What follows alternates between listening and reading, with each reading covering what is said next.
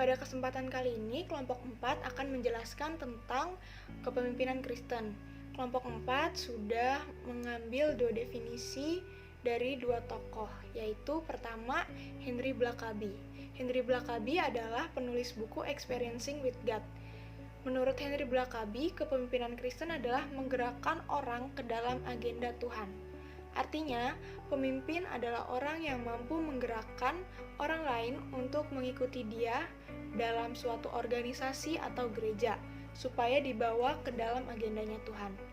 Karena kepemimpinan bukan untuk agendanya pemimpin atau ambisi pribadi seorang pemimpin, tapi untuk agendanya Tuhan. Yang kedua dari tokoh Oswald Sanders. Oswald Sanders adalah misionaris dan penulis buku.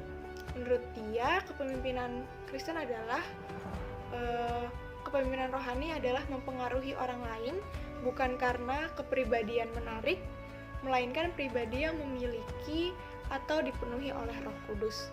Jadi artinya adalah mempengaruhi orang lain dengan kuat kuasa tuntunan Roh Kudus, bukan karena pribadi yang menarik atau kekuatan dan kehebatannya seorang pemimpin tersebut.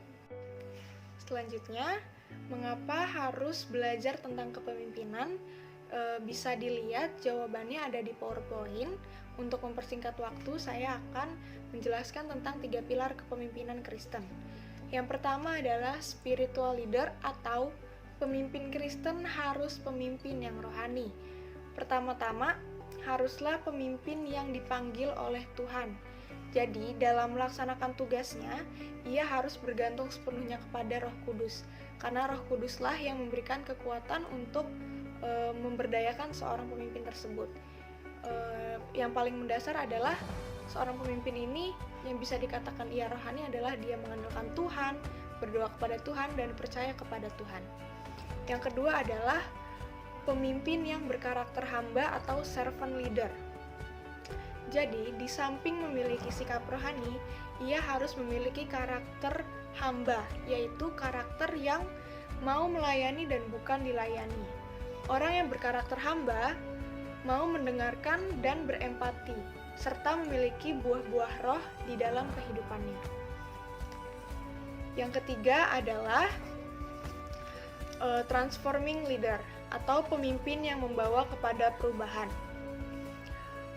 Pemimpin harus mampu membawa perubahan bukan hanya di dalam organisasinya, tetapi memberikan dampak positif di tengah kehidupan masyarakat. Jadi, dia menggerakkan organisasinya ke arah yang positif, di mana dampak positif ini bisa dirasakan oleh masyarakat luas. Di sini saya akan menjelaskan tentang tanggung jawab pemimpin Kristen. Jadi yang pertama adalah seorang pemimpin harus bertanggung jawab atas perkataannya. Di sini maksudnya adalah bawahan itu melakukan pekerjaan sesuai apa yang diperkatakan oleh seorang pemimpin. Jadi setiap apapun yang pemimpin berikan instruksi kepada bawahannya itu harus dipertanggungjawabkan, karena setiap apapun yang diinstruksikan oleh seorang pemimpin itu mengandung risiko dan adapun yang mengandung peluang. Jadi apapun yang diperkatakan haruslah bertanggung jawab, jadi sesuai dengan keadaan. Yang kedua adalah seorang pemimpin memperlengkapi bawahannya. Maksudnya di sini adalah setiap bawahan itu kan pasti ada yang mempunyai sedikit pengalaman. Nah, disinilah tugas pemimpin yang akan mengayomi bawahannya, di mana memberikan instruksi motivasi kepada bawahannya, memperlengkapi bawahannya agar bawahannya pun dapat sama-sama mencapai tujuan yang telah ditetapkan secara bersama-sama. Jadi di sini maksudnya adalah setiap kekurangan yang dimiliki oleh bawahannya, seorang pemimpin harus bisa untuk menghandle itu supaya dapat mencapai tujuan yang bersama, tujuan yang telah ditetapkan. Yang ketiga adalah melayani dengan kasih. Jadi di sini maksudnya adalah sudah sepantasnya kita harus sama-sama melayani dengan kasih. Jadi di lingkungan pekerjaan kita tidak membanding-bandingkan dari mana teman kita berasal, harus saling mengasihi kepada sesama. Yang keempat adalah berintegritas. Jadi apapun pemimpin katakan itu harus sesuai dengan apapun yang nanti dikerjakannya. Jadi harus bertanggung jawab atas perkataannya juga. Yang kelima adalah melayani dengan sukacita. Kalau pemimpin bawaannya emosi ataupun marah-marah, pastikan kayak bawahannya juga enggak untuk bekerja dengan hati yang gembira. Jadi pemimpin harus memberikan contoh, memberikan hati yang gembira kepada bawahannya. Di sini saya akan menjelaskan tentang contoh tokoh kepemimpinan Kristen. Yang pertama, Martin Luther. Martin Luther adalah seorang pastor Jerman dan ahli teologi Kristen dan pendiri gereja Lutheran. Dalam kepemimpinannya, Martin Luther adalah darang dari kemunculan Kristen Protestan yang ada di pertentangan terhadap Katolik Roma.